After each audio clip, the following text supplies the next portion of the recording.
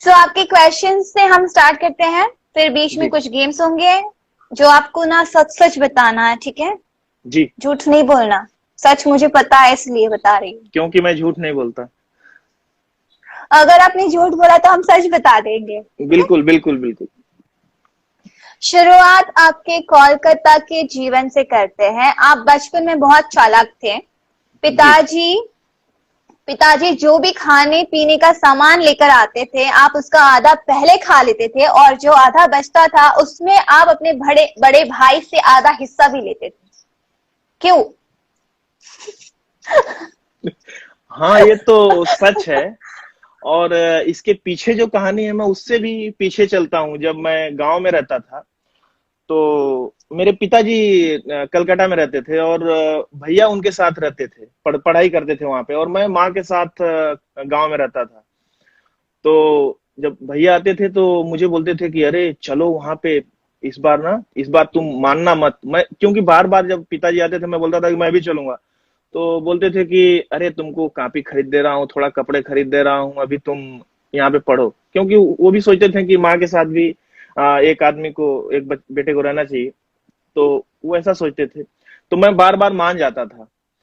तो फिर वापस आए भैया, बोले कि ऐसा वहां पे ना ऐसे अंगूर लटकाए रहता हूं मैं, घर में ना पूरा अंगूर लटका रहता है, और मैं ऐसे डायरेक्ट मुंह से खाता हूँ। सेव लटका रहता है, ये वो। फिर तो मैं बोला कि मैं भी चलूंगा। तो बोले कि लेकिन इस बार पिताजी कुछ भी बोले मानना नहीं तुम। तो मैं बोला ठीक है। और जब इस बार छुट्टी हुई, पिताजी की जब छुट्टी खत्म हुई, गर्मियों की छुट्टी में आते थे, तो जब जाना हुआ तो मैं एकदम नट गया कि नहीं मैं भी चलूंगा अब तो। और बोले नहीं मैं ये कर देता हूँ, वो कर देता हूँ। मैं बोला नहीं मैं जाऊंगा तो जाऊंगा। मैं लोट लोट के रोने लगा। फिर पिताजी मुझे वहां पे लेके गए, और जब लेके गए तो हम लोग खेलते थे साथ में, मैं और भैया और लोग भी साथ में खेलते थे। तो शाम को 4 बजे जब पिताजी की छुट्टी होती थी तो कुछ आते थे जरूर, डेली कुछ ना कुछ लेके आते थे। तो मैं अभी अगर भैया बैटिंग कर रहे हैं या कुछ कर रहे हैं तो मैं भाग के आ जाता था तुरंत, जैसे विसिल बजता था भाग के आता था। और जो लाए रहते थे उसमें आधा खा लेता था, और उसके बाद फिर वापस जाता था और बोलता था चलिए पिताजी ये चीज लाए हैं, अंगूर लाए हैं। तो बोलते थे कि अच्छा चलो। तो हम लोग जाते थे, फिर उसमें आधा आधा खाते थे हम लोग। तो मीन्स भैया को पता चल जाता था कि मीन्स आप ये करते हो। नहीं, वो तो जब हम लोग बड़े हो गए, मैंने बताया तब पता चला होगा शायद उनको। उस टाइम तो पता चलता तो ओके। बहुत मारते मुझे। उस टाइम पता नहीं चलता था। ओके, अगला सवाल। प्रवेश जी लड़के कागज पर लव लेटर लिखते हैं। आपने तो मास्टर साहब की छड़ी पर ही लव लेटर लिख दिया था। क्या है पूरी कहानी? ये तब की कहानी है जब मैं फिफ्थ सिक्स सेवेंथ या एट्थ में था मैं। और हम लोग एक शुक्ला सर जी हुआ करते थे जहाँ पे कि मैं ट्यूशन करता था, और उसमें बहुत डरता था, बहुत डरता था। और उस टाइम पे हो सकता है कि मेरे मेरे क्लास में एक लड़की पढ़ती थी, तो हो सकता है कि मेरा उस टाइम पे क्रश रहा हो, मैं पसंद करता था। तो मैं उस समय बच्चा था, तो मैं बोल तो पाता नहीं था, बहुत डर लगता था। तो मैंने आइडिया सोचा क्या करूं मैं, उसके उसका बुक मुझे मिलेगा नहीं, मेरा बुक उसको दे नहीं सकता। तो मैं एक दिन ना जल्दी गया, मास्टर जी के यहाँ पढ़ने के लिए जल्दी गया, और उनका छड़ी बेंत का छड़ी हुआ करता था। और उस पे मैंने आई लव यू और वो लड़की का नाम लिख दिया। अब और चुपचाप रख दिया, और मैं अपना बैठ गया लिखने के लिए। फिर सब लोग आए, मास्टर जी भी आए। मैं कितना डम था आप सब समझ सकती हैं। और आए फिर देखे देखे तो फिर सब लोगों को खड़ा करा दिए, बोले कौन किया है बता दो नहीं तो सबको मारूंगा। और सब लोग खड़ा हो गए और सबको लगा कि पिटाई पड़ेगी। फिर मैं डर के बता दिया कि मैंने लिखा था, और ओ, मुझे फिर खूब पिटाई पड़ी। मुझे हाथ उल्टा करके इस पे बहुत पिटाई पड़ी। बाप रे। तो बताया क्यों मैंने लिखा था पर? जी।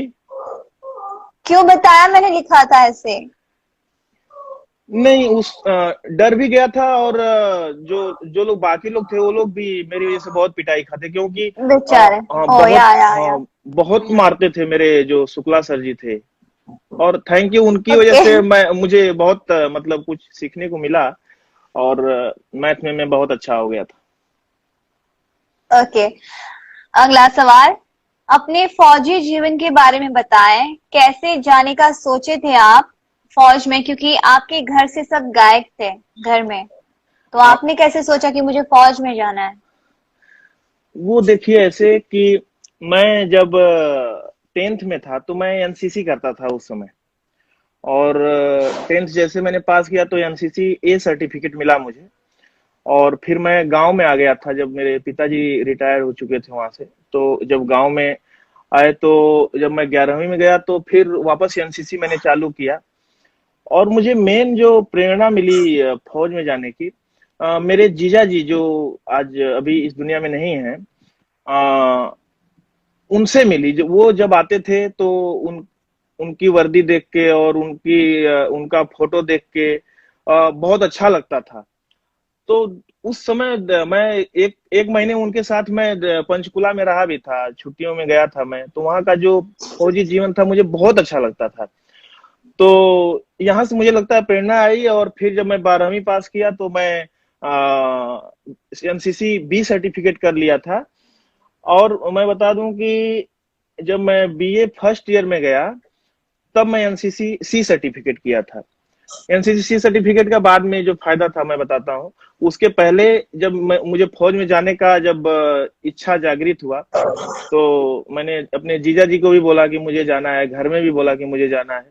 और मुझे लगता था उस हम्म। टाइम कि मैं अगर फौज में नहीं जाऊंगा तो मतलब मेरा जीवन व्यर्थ, मुझे जाना ही जाना है।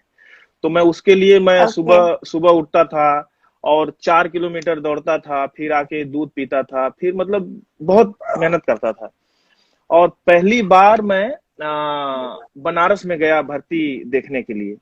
तो वहां पे जब दौड़ होती है, रनिंग होती है, तो सिर्फ अंडरवियर में दौड़ते हैं, बाकी कपड़े नहीं पहने रहते हैं, आप अगर फौज का भर्ती देखेंगे तो जब हम लोग वहां पे गए तो मैं और भैया साथ में गए। उस समय वो किताब पढ़ा करते थे, ओशो जी की, या बहुत सारी बुक्स पढ़ने का उनको शौक था, अभी भी है। तो हम लोग जब वहां पे गए तो ऐसे मैं उस समय मात्र मुझे लगता है कि 18 या 19 साल का था, छोटा सा बच्चा था। और भैया देखे जब कि ये एकदम सब लोग जो भर्ती होने आए हैं सांड सांड है, बॉडी बनाए हुए हैं, तो मुझे बोले कि प्रवेश क्या बोलते हो? मैं बोला क्या हुआ? बोले नहीं रनिंग करोगे? वो भी सोचे कि इतने, और 300 400 लोग एक साथ रनिंग करते थे, 400 500 ओ। इतने लोग एक साथ रनिंग करते थे। तो मैं बोला कि हाँ, पहली बार आए हैं तो देखने में क्या जाता है, मैं रनिंग तो करूंगा। बोले ठीक है। और मैं अपना जो कपड़ा वपड़ा था सब खोल के भैया को दे दिया, वहां पे वो अपना बैठ के पेड़ की छाया में बुक्स पढ़ रहे थे। मैं गया दिनेश और जी ने लिखा है, झूठ बोलोगे तो क्या? उसी छड़ी से मार भी पड़ेगी और हम लोग सच बता देंगे। नहीं नहीं, मैं झूठ नहीं बोलूंगा, और अभी तक मैंने झूठ नहीं बोला। तो શું થાય છે? हाँ, सॉरी। तो मैं गया रनिंग करने, और कम से कम मुझे लगता है 450 500 लोग एक साथ रनिंग किए। और ओ। उसमें उसमें 12 या 13 लोग सिलेक्ट हुए थे, जिसमें मैं भी एक था। हम्म। तो मैं बहुत खुश हुआ, बहुत खुश हुआ, मुझे लगा कि मैं भर्ती हो गया फौज में। और भाग के आया, मैं भैया को ही बताया, वो भी बहुत खुश हुए। फिर उसके बाद फिजिकल वगैरह हुआ, मेडिकल में उस टाइम में छट गया था, मेडिकल तो में। फौज के बाद आपने कैसे सोच लिया इसमें जाने के बाद, क्योंकि आप आपको इतना पसंद है, आपने इतनी मेहनत की उस चीज के लिए, उसके बाद आपने कैसे सोचा कि मुझे इंडस्ट्री में ये एक्टिंग लाइन में जाना है? हाँ, आता हूँ उस पे। फिर ये अटेम्प्ट आता मैं हूँ। हाँ, फिर ये आ अटेम्प्ट जाओ। मैंने 3 4 5 बार किया, और मैं फाइनली फौज में चला गया। एनसीसी सर्टिफिकेट था एक्चुअली मेरा। तो सिर्फ फिजिकल और मेडिकल होता है, रिटर्न नहीं होता अगर जिसका सी सर्टिफिकेट है तो।